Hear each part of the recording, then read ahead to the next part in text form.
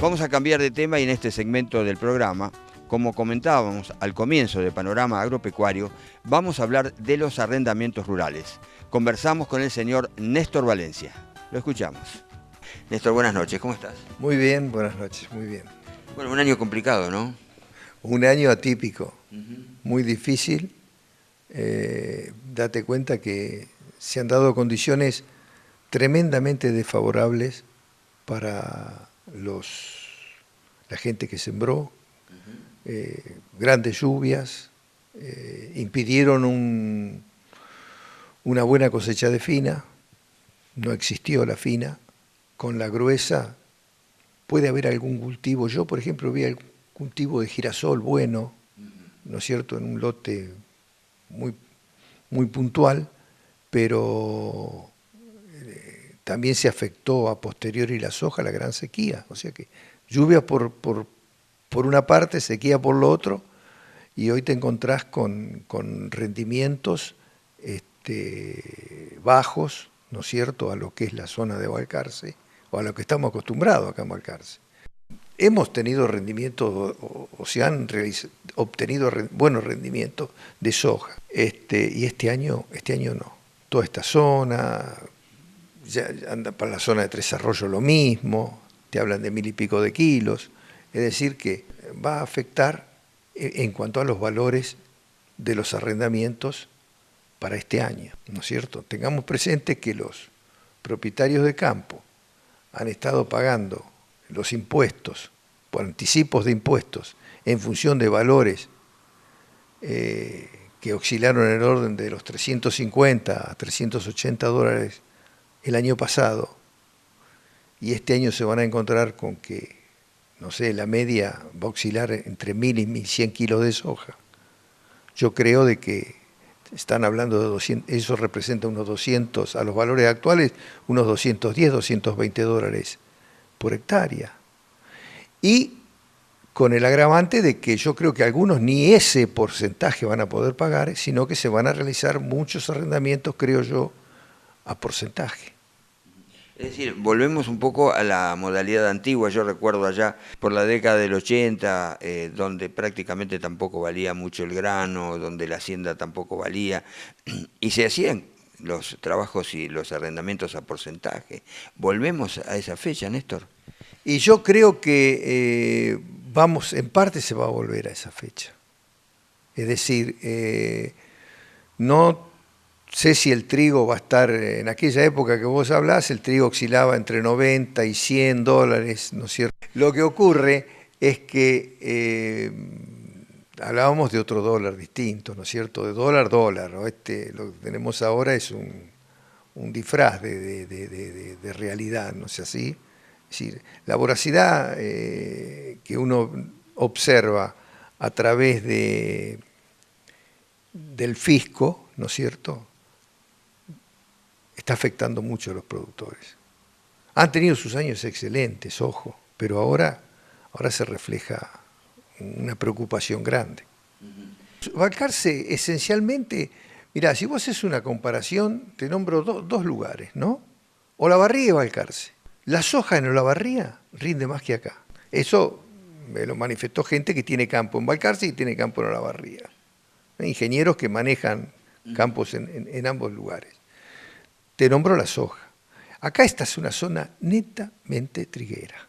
Acá el trigo te puede fallar como falló el año pasado, producto, bueno, de grandes lluvias, pero son excepciones.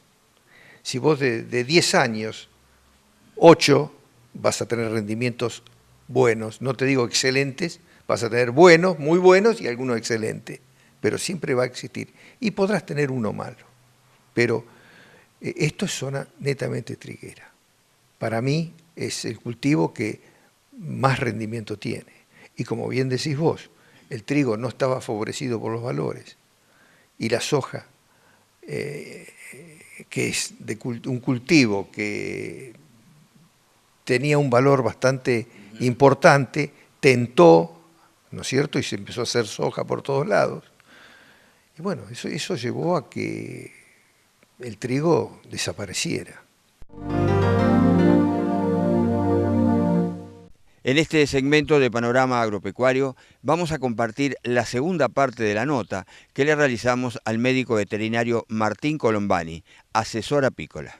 Problemas sanitarios. Yo estuve leyendo algunas publicaciones que, bueno, existieron alertas de varroa, no sé exactamente si en Balcarce o en otras zonas de la Argentina. Sí, hubo dos alertas importantes a mediados de febrero aproximadamente, una alerta en la zona de Córdoba y Santa Fe, con niveles muy altos de varroa, estamos hablando de niveles arriba del 20%, que es altísimo para nosotros.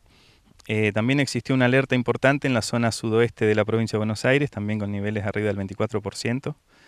A raíz de esto, en los grupos que estamos trabajando de forma mancomunada y organizada, que son los grupos Mieles Loberense, de Lobería, Apícola Serrana y San José de aquí de Balcarce, se salió a hacer un monitoreo, digamos, de urgencia para ver cómo estábamos parados nosotros.